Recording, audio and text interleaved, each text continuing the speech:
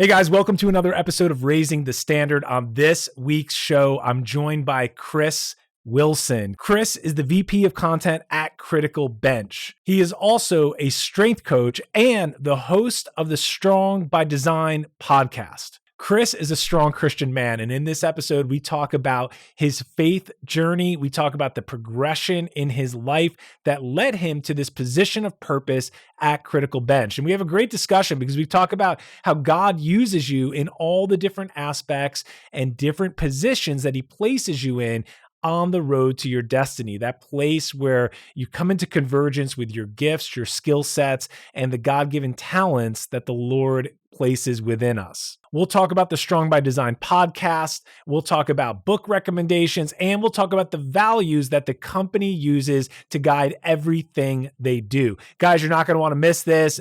Join me as we get into it with Coach Chris Wilson.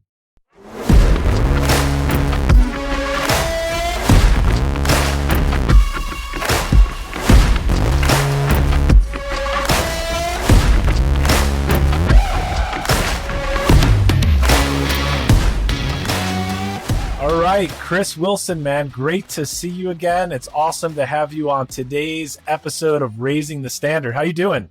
I'm doing fantastic, man. Great to see you again, Mr. Josh. Yeah, Chris, I was totally honored to be on your show, Strong by Design, a few episodes back.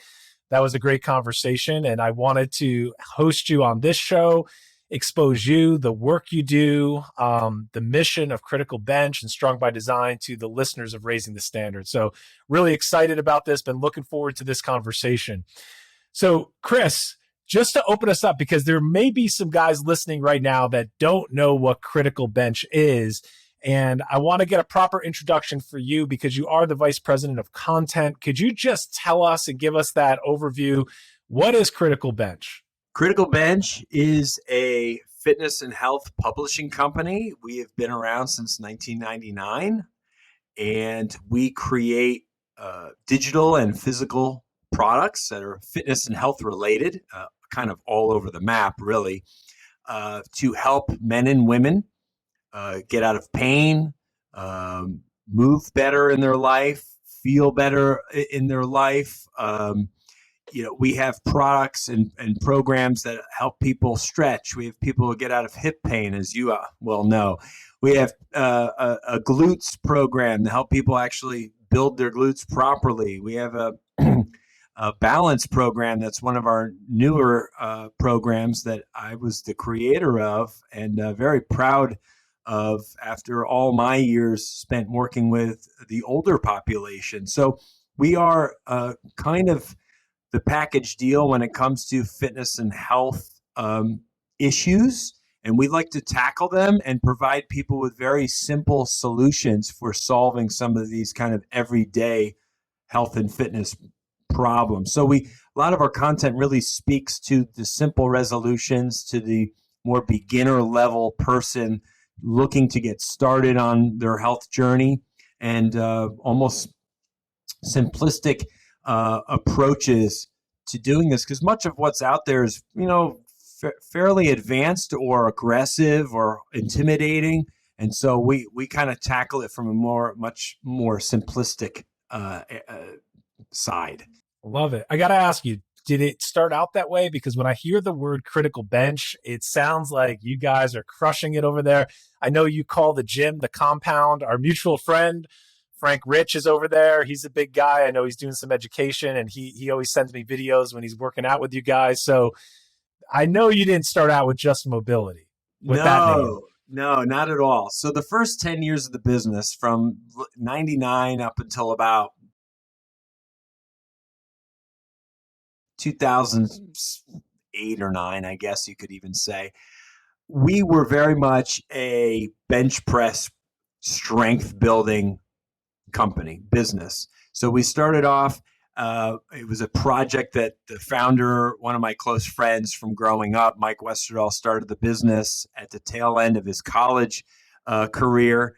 He needed to create a working website where he could produce and sell something. So he's like, I know, I'll make a bench press program because it's what I'm into. He's a college football player, had a really strong bench press, and said I could make these programs for people, customize them, so they're personal. And this is back in the day before digital. So he handmade bench press programs for people, and his catchphrase was bench press 50 pounds more in 10 weeks. So, up your bench by 50 pounds in 10 weeks. So this is a big deal for young athletes, college athletes, obviously very masculine type of business at the time. It was really, largely not 100% of his target audience was men in their 20s and teens and 20s. And so it actually took off to some degree, where he was kind of doing it as he had other work at other jobs where he worked for other people, and he was keeping Critical Bench alive after, successfully creating this website back when people would go to websites to buy things. And sure enough, it took off to the point where he's like, I could probably stop doing anything else I'm doing and just make this my business and focus more effort here. And sure enough, he does that, becomes a 6-figure business. And he continues down that path of really just strength and muscle and manly stuff. And then, about 10 years into it, I think he realized, wow, there's so much more to this world of fitness, health, strength. I have a lot of options and opportunity here and relationships that I should probably, start, investigating. And so, he started to become part of mastermind events and, surrounding himself with other people in this industry. And that's what really kind of leveled him up again. Right. So, and started opening up more opportunities and creating products and programs. Fix My Pain series back in the day. There's partnered programs with an injury specialist, Rick, and we've done a lot with him over the years. And that's when things really kind of shifted again for us, as we started to allow ourselves to reach more than just men looking to get strong. And so, we had more of a female following and more just general health, and more than just 20-year-olds. It was kind of everyday people. And we realized, these simple solutions can really impact a lot of people. So we just pump out a lot of content. So we are a publishing company. We publish mostly our own stuff, but we have partnered obviously with other people in the past, other specialists and experts, to create our programming.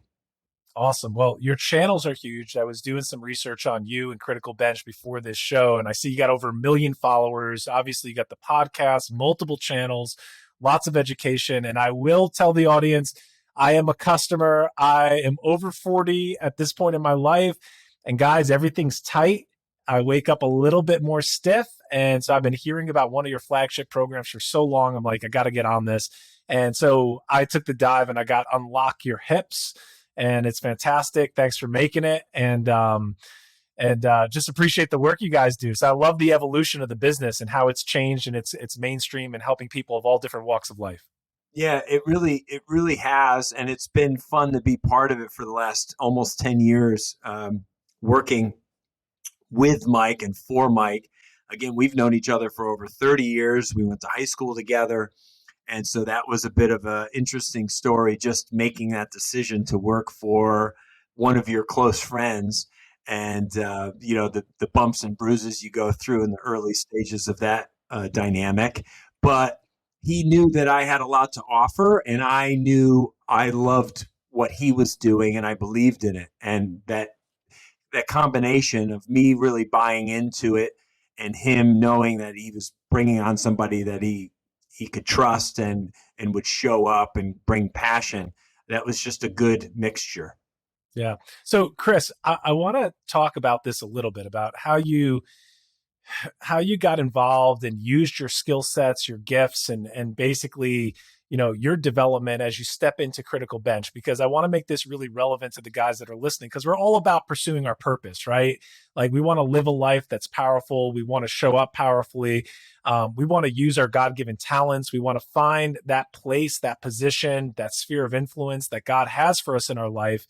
And I know you found it with what you're doing right now. So I want to actually dig into the journey a little bit. So when Mike approached you, Was it based on your personal training history? Did you know this was a fit? I mean, it looks like this really evolved for you, and now you're the VP of content. So I don't think it started out that way. So tell me a little bit about finding your purpose as you walked out this path one step at a time. Sure. Coming out of college, like a lot of guys, I didn't know exactly what I wanted to do. I had a loose idea. I was a communications major, and I always liked media and TV and radio. I always found it interesting. I think because when I was little, I liked the spotlight. I liked to entertain and be in front of people.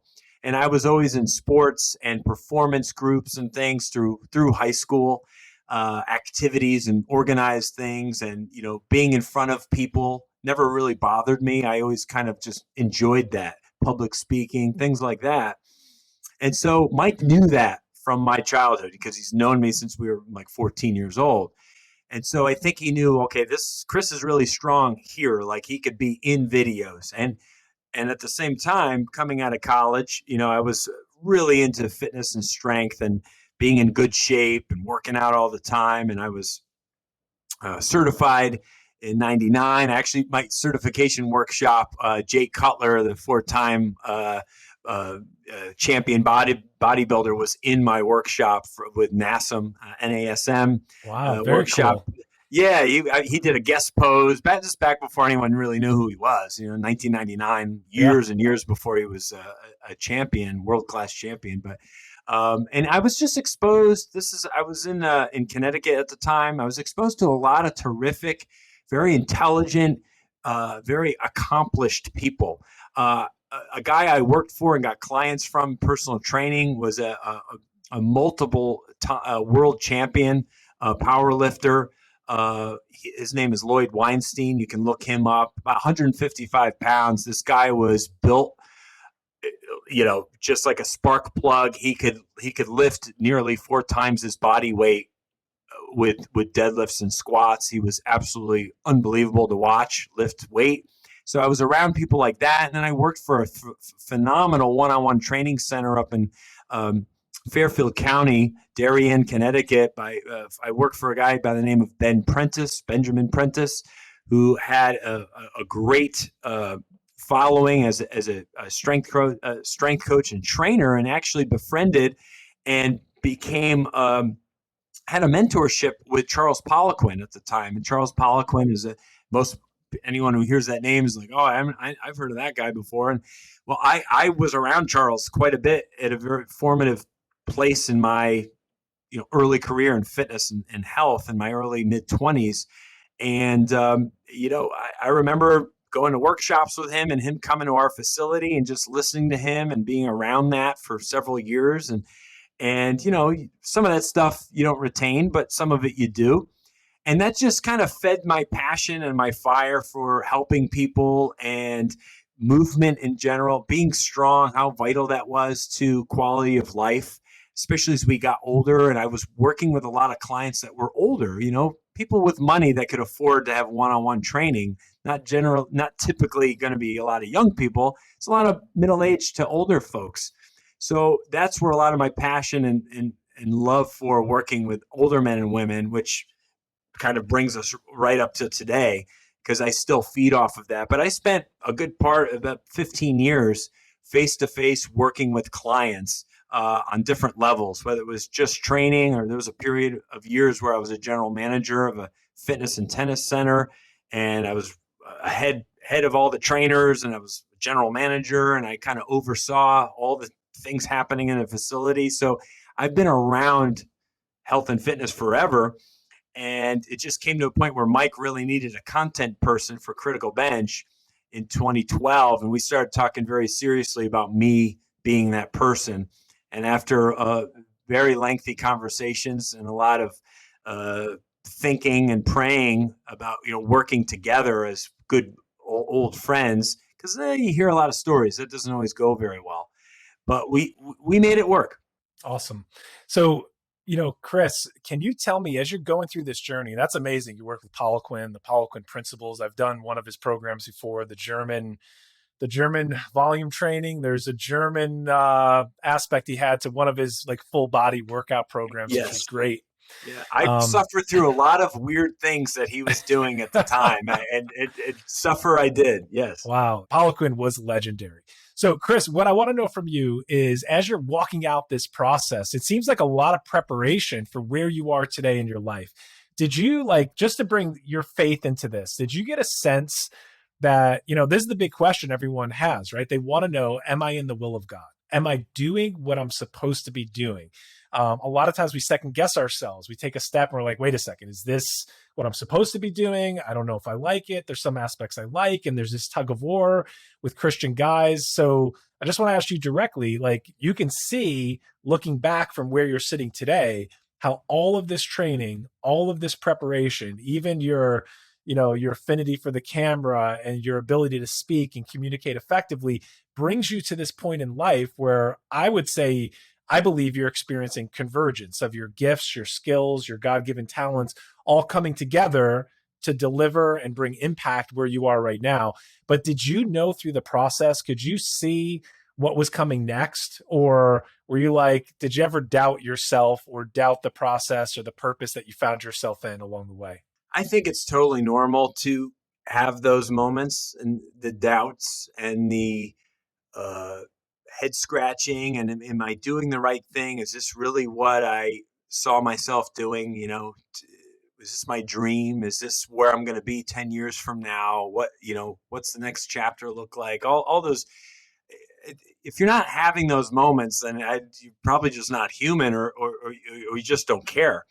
Uh, I cared quite a bit. I always enjoyed being part of a team and on a mission to do something uh, worthwhile that was typically in service of others. But I've always been, ever since I was a little kid, I've always really loved the rah rah, like uh, team building and being part of something, being connected to some other group or entity working towards a goal.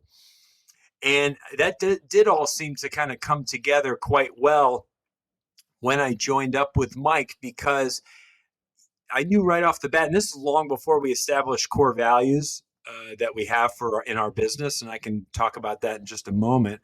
But you know, since Mike and I had a deep understanding of each other, we both knew each other as good guys, let's say, with integrity, guys that were purposeful in things that in choices that they made and decision making, and that applies to our personal life and to our professional life.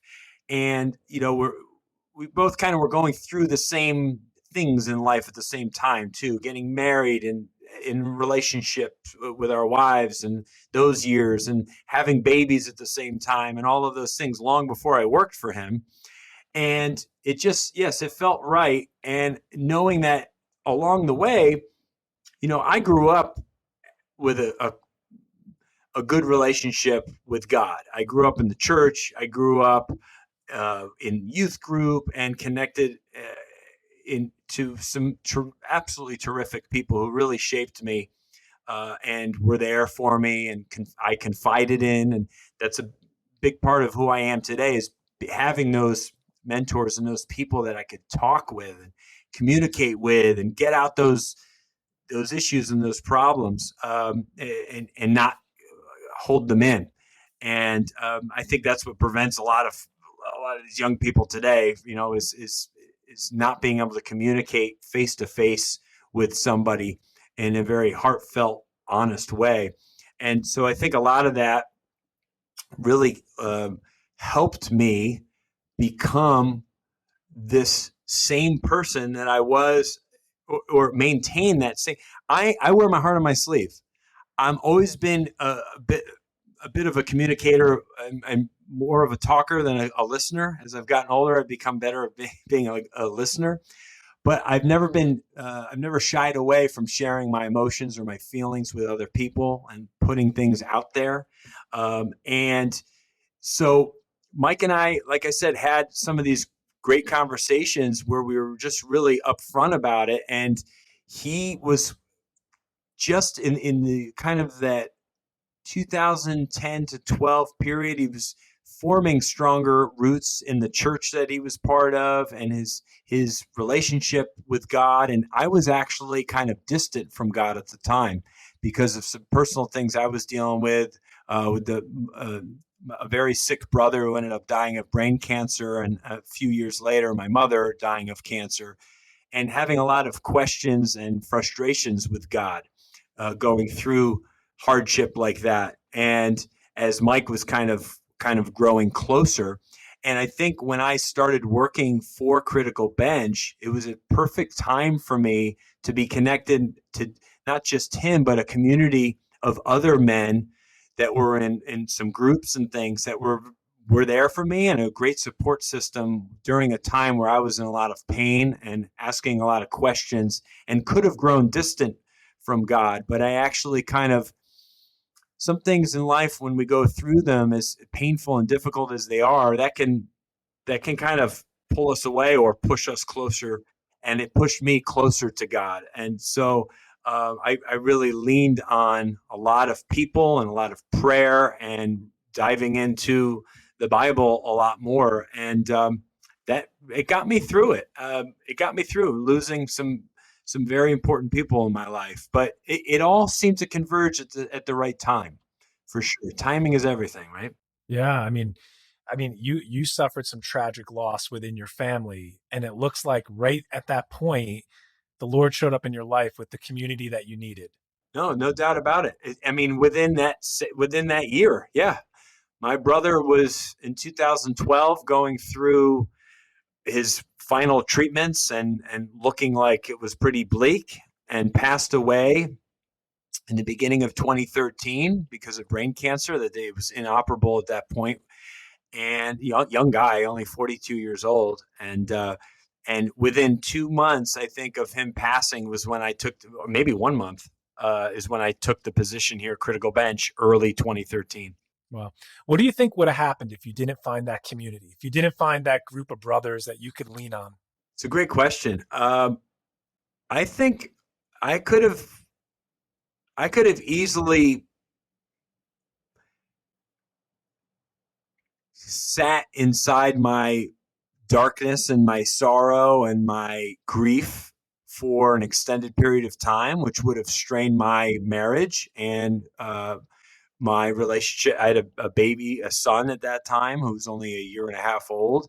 So it was extremely powerful to have a network and connection to other people where I could open up and share that grief and those feelings, and have a friend that I work for that we could have those conversations face to face on a regular basis. We confide in each other quite often. Some days, we're here in the middle of work, but some days you just need to talk with a friend. And so we would do that quite often when he either needed it or I did. And I think a lot of people don't have that in their life, and that's huge to have that one person, or sometimes two, that you can really go deep with and talk through some of those things and get some perspective on things. And it's so powerful and so kind of life giving, in a way. Yeah, we see this in the life of Jesus, right? He comes to earth and he travels with 12 guys, and that's his crew, and that's who he leans on, and he shares really, a lot of moments with them in speaking and mentoring and coaching, but also in friendship. And then within that group, Chris, I know you know this, but just for the listeners, there's this inner circle, and he kind of models to me. He's got Peter, James, and John, and those guys go a little bit deeper with him. They go onto the mountaintop with him. They go deeper into the garden with him. And that's his inner circle. And I think he's modeling something for us as men, that we have to have this inner circle in our life. And if we don't, because let's face it, there's so many distractions. The pace of life is quite different in the year 2022. And we got so many competing interests, so much stuff coming at us, so many responsibilities. We got to find that place where we can plug in with other brothers to be transparent, to be vulnerable, and, just to talk things out and have a sounding board. And, I'm so thankful that God brought that into your life and he used it to keep you strong in your faith when, from your own mouth. I mean, you could have went a different direction. You could have got shipwrecked in your faith, or you could have just took a detour where you got sidelined for a while, and you could see that the Lord's hand was on you not to let that happen. Well, without question. And to this day, I still am part of a Saturday morning men's group. It's done virtually. We haven't gotten together, and we get together in person for fun, for like dinner. And one of the guys he's an ear, nose, and throat doctor, but he's also a comedian, a well accomplished comedian, and we'll get together and go see him perform.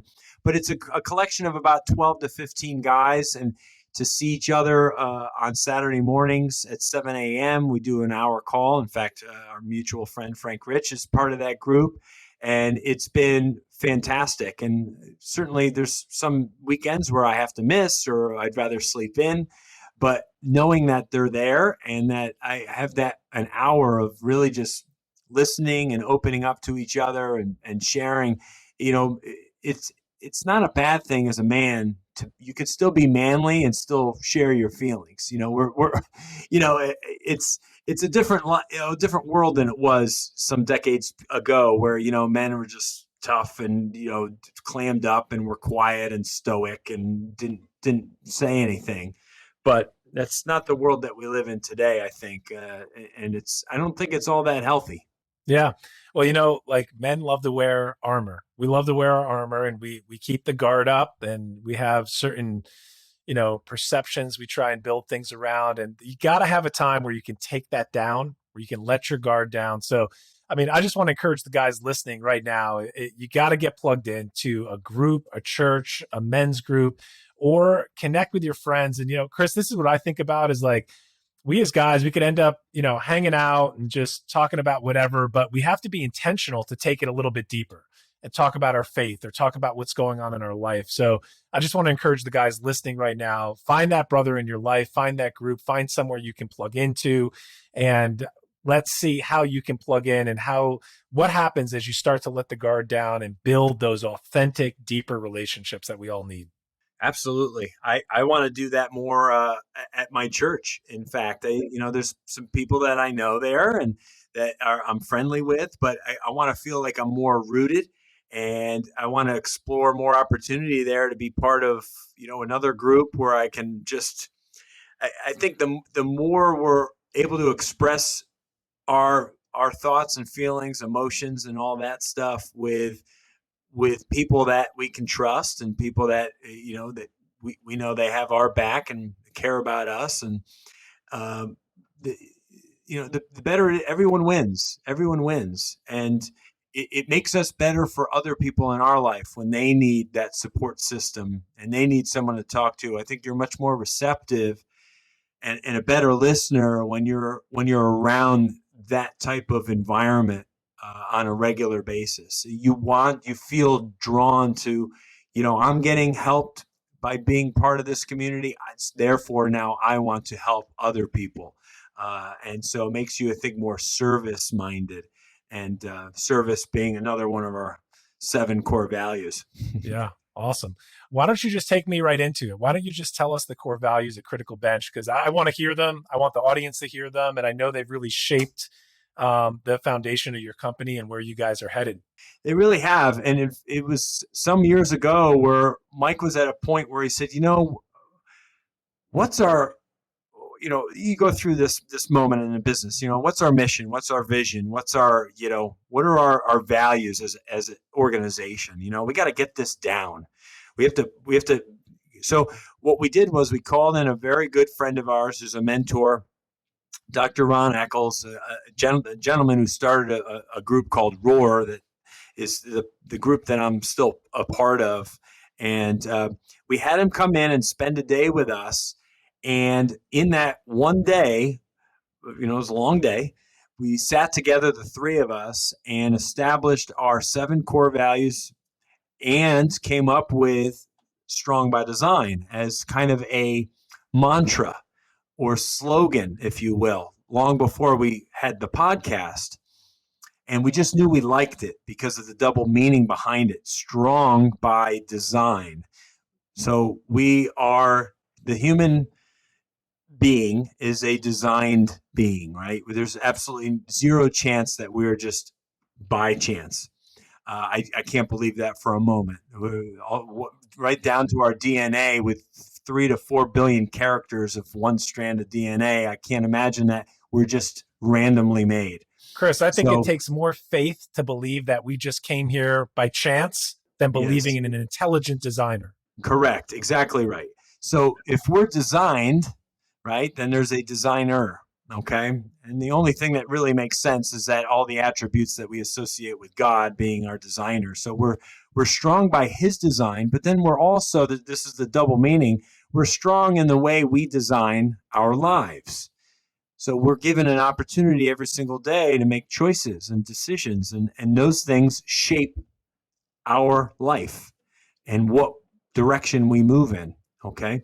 And we have conscious decisions made from the moment we wake till the moment we go to bed, and I like to feel like some days are better than others, but I like to feel like I'm moving in a good direction where my decisions now are better than the ones I was making 10 years ago and the ones 10 years ago or prior to that. So it's like I always feel like I'm just moving in a healthier, upward trajectory, if you will. Now, the 7 core values that we established that day, we just talked and talked and talked. What's most important to us? What matters in a business when we're making a program, when we're dealing with a customer, when we're dealing with an employee? Like, what are the things that we really need to lean on when we measure any decision in the business? And in the relationships that we have. Over on my wall is I have our core values. I have a poster, but we came up with a silly little acronym so we can't forget what the 7 are. It's PIGS PDF. I know it sounds weird, but there's 2 P's in there. So the first P, positive attitude. Okay, so you have to have a positive attitude. I think most of us who are around people with a not so positive attitude, it can really be draining and challenging to be around. So that's one of the primary things there is that we all come to work and operate while we're here with a positive attitude. The next letter, it would be I, okay, which would be integrity. Okay, so we're gonna do things and operate in a manner that's honest and forthright and not trying to undercut or do anything that that we would be possibly Yeah. what would we do whether we were being watched or not watched? It's Right. under the whether we're by ourselves or in a room full of people, and so integrity, I think, really is a character thing that all people should aspire to have. The next thing would be the G, gratitude. So we're grateful for our opportunities here. We're grateful for the products and programs that we make and for our customers and for what we're able to do in the world. S is service. So we're service minded, right? What we like to say for service is we lead with the heart of a servant and serve with the heart of a king. Okay. And then we have the PDF, the other P, which is passion, which is something that I've always been a very passionate person, and regardless of what it is I'm doing, I could be playing a game of darts or cornhole, or I could be playing a basketball game. I'm competitive. I'm passionate, and that plays into every aspect of what I do professionally and personally. I was about to ask you, can you sub competitive for passionate? Because that's what I'm hearing as you're talking about It is. this. It's kind of like you care. Right. Is what I bring passion to is like you actually care about what it is you're doing, and I care about a lot of things in my life, but I want other people to feel it. I want people to feel that energy, that passion, that enthusiasm, that spirit. And I think every day is this opportunity, right, to get better ourselves, and make someone else's life better. And so we should use that opportunity. Sometimes the passion gets the best of me, and just ask my wife. But I'm growing there. I still have a long way to go. So I got 2 more letters. I got the D, which is decisiveness, which is really just fast action taking. make a decision, move on it. If you fail, whatever. You just learn something, do it different next time, keep going. Push, push, push. GSD, get bleep done. So we love GSD. We have GSD shirts that we wear here all the time. And the last is the F, which is faith. We felt like, out of the 7 things, obviously 6 of those could be part of any organization, right? Any organization would say, yes, I want my employee, my team member to have one of those attributes. The faith one just felt right for us. We are not a Christian business. We are a business operated by Christians. And it just felt like faith was a big part of who we are as individuals and needed to be part of our core values. And when you add up all of those 7 things, every decision, everything that we do here as a business, right down to how we interact with each other through email and stuff, all comes down to those core values. And that's what has really established our podcast. I love the faith aspect, man. I love how that's part of the core components. And, a couple things that stood out to me. I mean, they're all awesome. I love the way you framed up service as servant leadership, really putting others first, that whole biblical principle. We see Jesus model it. And I love the way you talked about the way you just exhibit excellence in everything you do. So as a Christian businessman, how are you bringing the light to what you do? Like, what's that look like for you on a daily basis, with the people you work with in the compound, in the office, with the guests that you interview, with the products you make? What's it look like for you to practically live out your faith? Yeah, it's like I said, it's a conscious decision made every day, but it starts at home. It starts, I'm a human. I have my bad days, but I can't even say bad days. I would say I have my bad moments, but I'm more aware of them now more than ever before. And as I get older, I'm even more aware at what I have to do to shift myself. And it's usually just a mental thing. But when I start my day at home, my day usually starts, right before 7 o'clock or so. I have 2 young children. My morning usually starts getting them ready for the day before I can really focus on myself. Generally, that goes pretty smoothly. And I really like being a dad that's hands-on and really part of my kids' lives. My wife oftentimes is home and part of that morning process. But if she's not, because she has an early day with her job, her schooling, that I like taking on that responsibility, getting the kids where they need to go, whether it's school or activities, if it's summertime, and then using the time in my car on the way to work to either listen to worship music, to a podcast, to an audiobook, but something that's life, I say life-giving a lot, I feel like, but something that really is good for the soul and is an experience rather than just driving to work and not looking forward to the 30-40 minutes that you're in the car. I make that time as productive as I possibly can. And I really rely on that time coming to and going home as I'm not typically in a rush, which is nice. I don't have a set schedule per se, so I can kind of get here when I get here.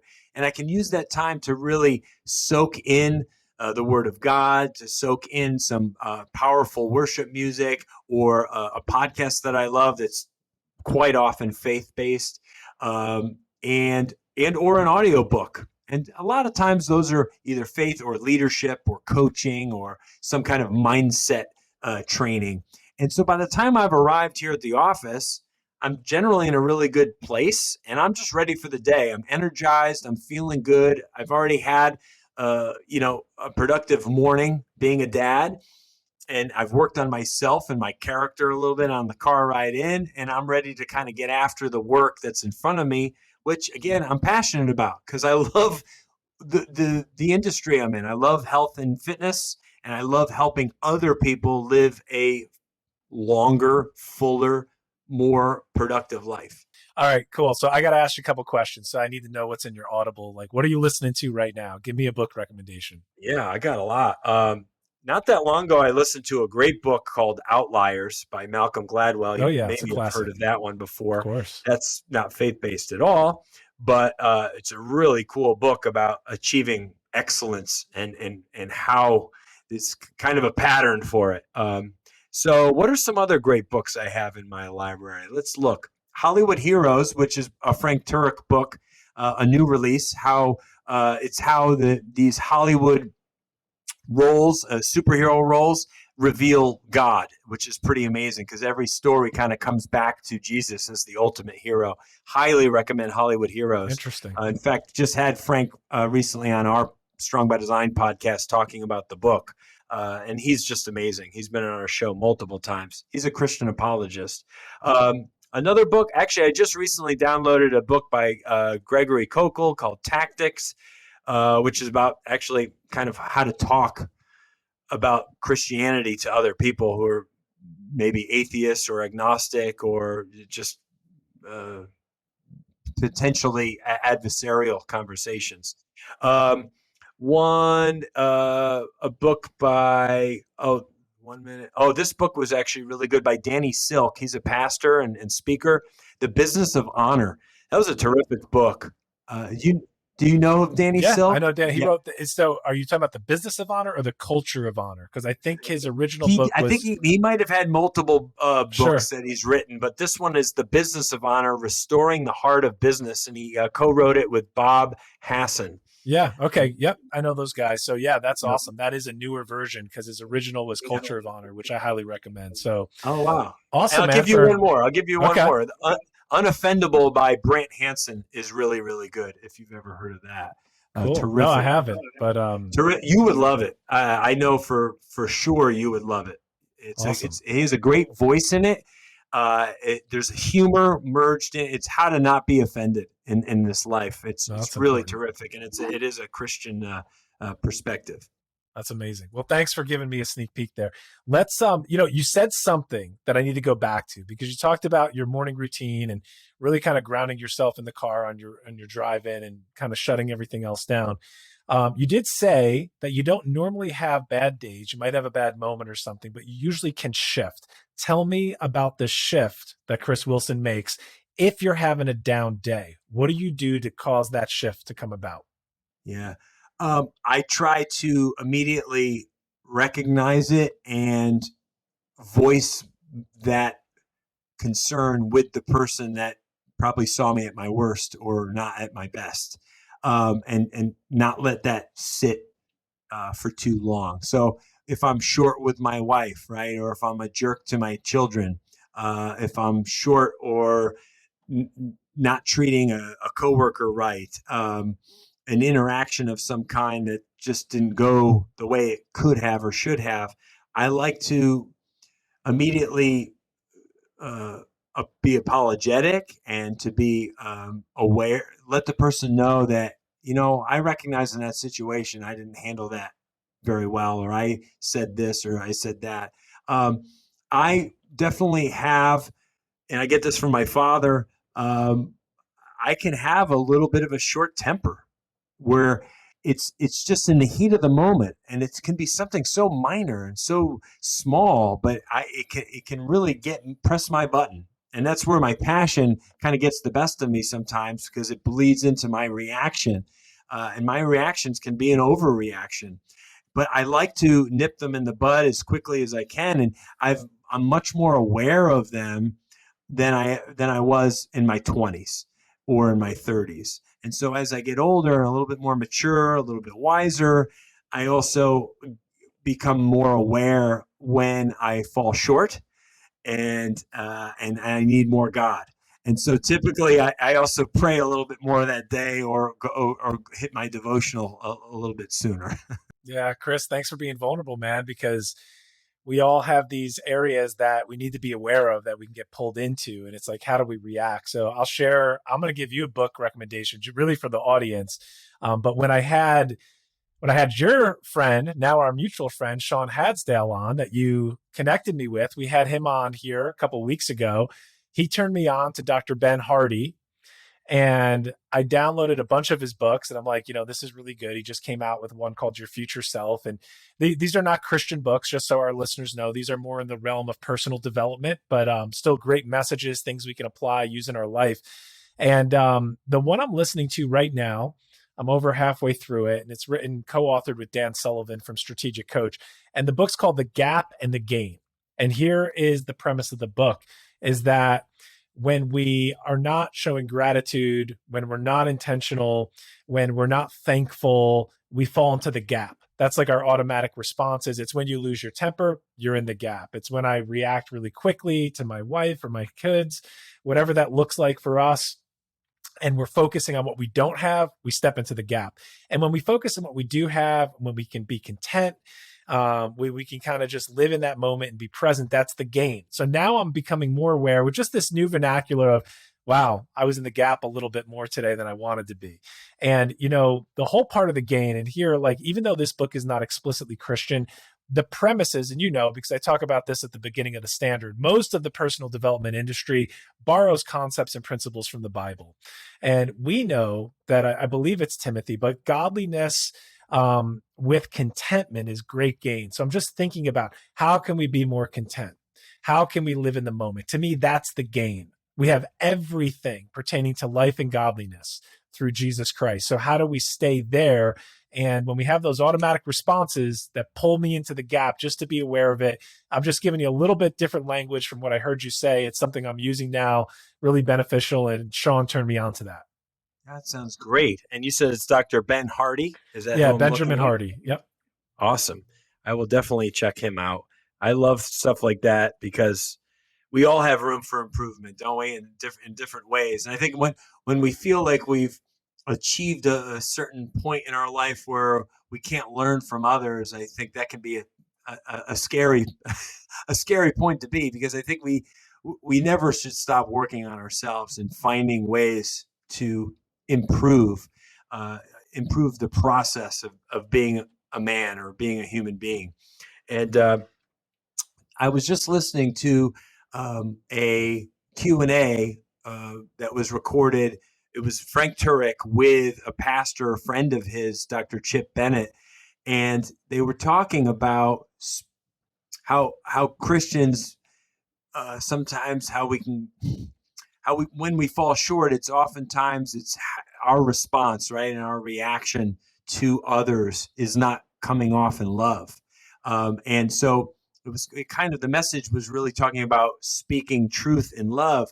But he said, I think really, and he did point to some scripture that I think tied it in really well. But he said it's almost like having grace and truth together, but not the truth part should come secondarily. It's the grace should be first. And that's really, I think that's the gratitude. That's the gain part, as you're saying, is like, I think when we're giving others grace in a moment, and we're focused on that first, and then speaking the truth uh, after we've already kind of laid the foundation of grace and love first. And I think all interactions in life, and I point to myself first and foremost, like that's where I can improve probably the most, is really not having the furrowed brow and the haha I got you, and no, this is the way you do it, and this is it's kind of coming off a little bit more. It's just softer, and saying, this is some, how would I want this person responding to me, or interacting with me, and let me interact with them in a way that's it's kind of the Oreo cookie. Let's build them up first a little bit, then speak a little truth, and then build them up a little bit more and send them on their way. Let's let's show people a little bit more grace and a little bit more love in all interactions, and that starts at home with our spouse, with our children, which is really easy to let your guard down and be your the worst version of yourself to the people that matter most. Yeah, I mean, this resonates with me because this morning during my morning time with the Lord, I was reading Philippians, and there's a verse in there. It's chapter 1 or chapter 2, where Paul talks about we should be esteeming others higher than ourselves. And it sounds simple, but if you think about it, what would the world look like if we all did that? Like, that's earth shaking. If we start esteeming everyone else around us, not just our family, the people we know, the people we work with, and we really put them in the place of honor, we restore honor to the business, to the marketplace, to our family, where we are. That would really challenges me, that stretches me, because it's one thing to say, yeah, that's a nice verse. I know that verse. I heard it 1,000 times. It's another thing, Chris, to put that into action. That's a whole different ball game for us. Without question. Philippians, one of my favorite books in the Bible. Yeah, very short and very sweet. Yeah. And Philippians 4:7 is deep in my brain. It's one of my favorite pieces of scripture. And the peace of God, which transcends all understanding, will guard your hearts and your minds in Christ Jesus. And I think that's the hole that a lot of people are trying to fill in this life, is that they can't seem to find peace because they're looking in the wrong places. Yeah. And it's the peace that's only from God that fills that hole, and we can't even comprehend it. It's beyond all things. But if we accept him and we pray for that peace to come into our lives, and that fills that hole up quite well. And we're not trying to stuff it full of material things and relationships and, oh, this person will fill me up and this person will make me whole and this thing this will complete me. And it's not from earthly things. Yeah. And the most amazing part of what you shared there is that the book of Philippians was written from a prison cell. So Paul's in prison while he's writing this, and he's talking about this unearthly peace. And you just compared it and contrasted it with all the stuff in the world, and you can experience peace when you're in a prison cell because it's not of this world. It doesn't matter where you are or who you are, but God can impart that to you. Yep. It's very powerful and so true.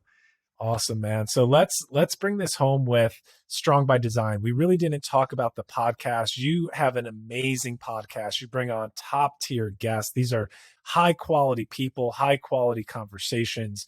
I was totally honored to be on your show and talk about the standard. I loved it. Loved the conversation.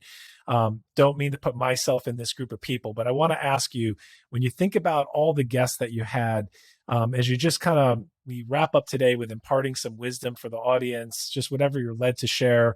When you think about a conversation, something that stayed with you, because as a podcast host, you're having these conversations all the time. You get to talk to very interesting, unique people with really awesome ideas.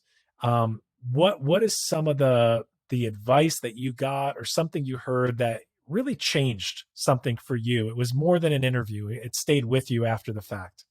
Yeah, I'm scrolling through. I have our podcast website up here with all the guests, and it's been a lot of years. We started in May of 2018, and so we're in our 5th year, and that's a lot of podcasts. I think this week we're releasing episode 238, and there's a lot of extras and bonuses mixed into there. And so keeping this going all these years, and me as the kind of a host and also manager of the show, there's been so many terrific conversations, so many meaningful ones that I hope I know they're reaching people, because we're heard in over 80 countries. So I know there's people listening to the show.